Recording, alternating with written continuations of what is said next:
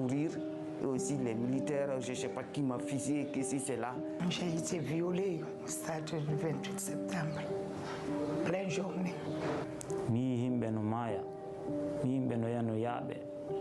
C'est une journée d'horreur que racontent ces témoignages recueillis par l'ONG Human Rights Watch.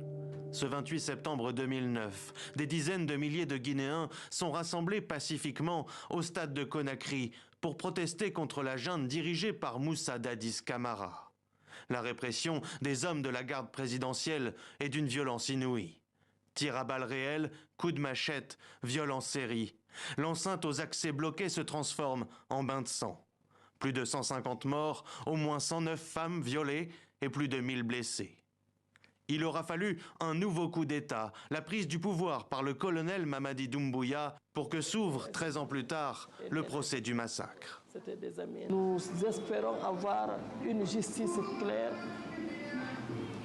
transparente, pas de parodie de justice, et en présence de tous ceux qui ont été inculpés dans ce dossier. 11 personnes sont attendues sur le banc des accusés du tribunal construit spécialement pour ce procès hors norme.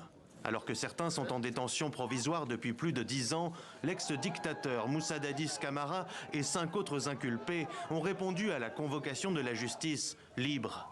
Mais à leur arrivée, ils ont été envoyés en prison, une méthode dénoncée par leurs avocats. Qu'à la veille d'un procès, on ne peut pas appeler les accusés, leur dire, bon écoutez, on vous envoie en prison, il n'y a aucun type de détention, mais hélas, nous avons été incompris. Ils ont assumé, finalement ils ont conduit nos clients en prison.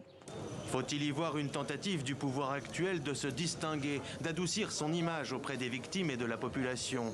La défense plaidera-t-elle le vice de procédure? Les associations espèrent en tout cas un procès digne de ce nom, qui ne se résume pas à sa seule cérémonie d'ouverture.